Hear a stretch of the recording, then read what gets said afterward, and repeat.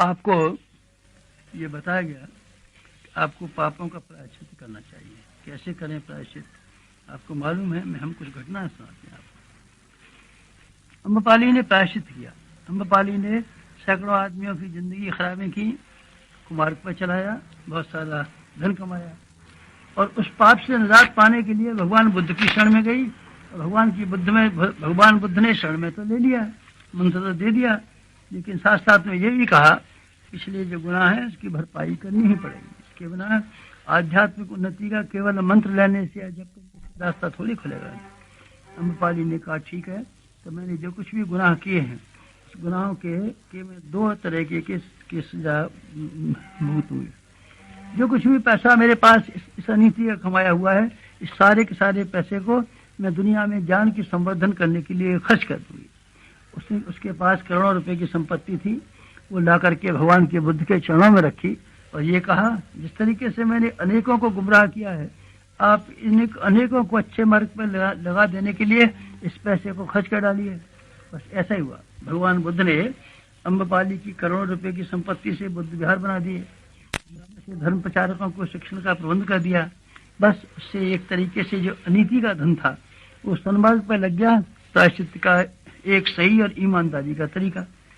यही तरीका एक और ने भी किया। किसने किया? दूसरे का नाम था अंगुलीमाल। अंगुलीमाल ने अपने जिंदगी में बहुत हत्या की थी, कितनों के कत्ल किए थे, और कत्ल कमाने के बाद में बहुत सारा धन कमा लिया। बहुत धन था उसके पास। भगवान बुद्ध का शिष्य होने के लिए आया, मंत्र मांगने के लिए आया, तो उन्होंने भगवान ने मजाक में कहा, अच्छा आप तो मंत्र जप करके सर को जाने की फिराक में फिरते मालूम पड़ते हैं। हाँ साहब, हमने सुना है कि कोई मंत्र जप कर लेता है, राम नाम ले लेता है तो बैकुंठ हो जाता है। भगवान बुद्ध बहुत हंसे। उन्होंने कहा जिस आदमी ने आपको ऐसी सलाह दी है वो बड़ा पागल आदमी मालूम पड़ता है, और आपने ऐसे विश्वास कर लिया, आप उससे भी ज्यादा पागल मालूम पड़ते हैं। आप नाम का जप करने से या किसी शब्द का उच्चारण करने से अथवा देवी देवता की नाक रगड़ने से अथवा किसी क्रियाकृति को पूरा करने से आध्यात्मिकता का लक्ष्य प्राप्त करने में कभी समर्थ नहीं हो सकते। आप ऐसे कीजिए, जो गलतियां की इनको बराबर कीजिए, खाइयों को पाटिए। क्या खाई पाटे? जो आपने धन कमाया है अनीति से उसको खर्च कर डालिए। बस उन्होंने ऐसे किया। उन्होंने किया। अंगुलीमाल के पास भी बहुत संपत्ति थी, करोड़ रुपए की संपत्ति थी, उसको भी ऐसे ही किया गया। भगवान बुद्ध ने सारे संसार भर की भाषाओं में, उनकी भाषाओं में बौद्ध धर्म के ग्रंथों को अनुवाद कराने और ग्रंथों को बाहर नावों में रख करके देश विदेशों में भेजने के लिए उपक्रम किया, और अंगुलीमाल का सारा धन उसमें खर्च हो गया। धन खर्च हो गया ना, और धन के अलावा भी तो कुछ किया था ना। हाँ, और क्या किया था? उनका ईमान खराब किया था, चरित्र खराब किया था, दुख और दर्दों की आग में धकेल दिया था ना। कितने आदमियों को कत्ल करने के बाद में कितनी आत्माओं ने चीत्कार किया होगा, वो पैसा ही तो चुका दिया। और वो उसको क्या हुआ?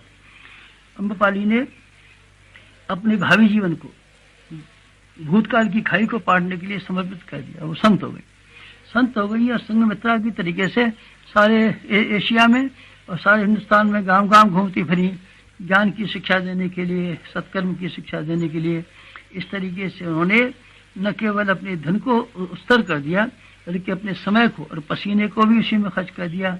जो उत्साह उन्होंने बुरे कर्म करने में, गंदी जिंदगी जीने में लगाया था, वही उत्साह उन्होंने भावी जीवन को पुनीत और पवित्र बनाने के लिए खर्च करने में भी इकट्ठा कर लिया। जो काम उन्होंने, जो श्रम और जो समय उन्होंने पाप कमाने के लिए खर्च किया था, वही श्रम और समय उन्होंने पुण्य कमाने के लिए खर्च कर दिया। मैंने बताया ना आपको, अम्रपाली का जीवन चरित्र पढ़िए, कितना शानदार। कहता शानदार बुरे कर्मों का जीवन और कितना शानदार अच्छे कर्मों का जीवन। न केवल उन्होंने पूजा पाठ किया, बल्कि उन्होंने अपने शरीर के श्रम के द्वारा समाज में सब प्रवृत्तियां बढ़ाने के लिए घनघोर तप किया और पूरी मेहनत से काम लिया। जो उनके पास संग्रह था उसको भी उन्होंने खर्च कर डाला। प्रायश्चित हो गया। अम्रपाली सच्चे अर्थों में संत हो गई। अंगुलीमाल को भी ये करना पड़ा। अंगुलीमाल के पास जो कमाया हुआ था वो तो उन्होंने खर्च कर ही दिया बौद्ध धर्म के ग्रंथों को सारे विश्व की भाषा में अनुवाद कराने के लिए। पर धन से ही थोड़ी काम चलता, धन थोड़ी अपहरण किया था। उन्होंने कितनी आत्मा को दुखाया भी तो था, कितनों को कुमार्ग के रास्ते पर धकेला भी था। उसका प्रायश्चित ये हो सकता था कि अपना समय और श्रम बचे हुए जीवन का उसी काम में खर्च कर दें।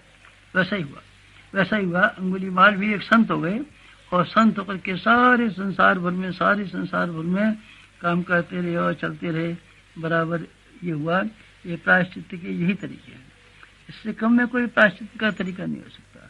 इससे आप अपना समय दान नहीं दें, अंशदान नहीं दें, क्षतिपूर्ति न करें, तो फिर क्या हुआ? ये प्रायश्चित का मखौल हुआ, दिल्लगीबाजी हुई और विधि की व्यवस्था के साथ में उपहास हुआ।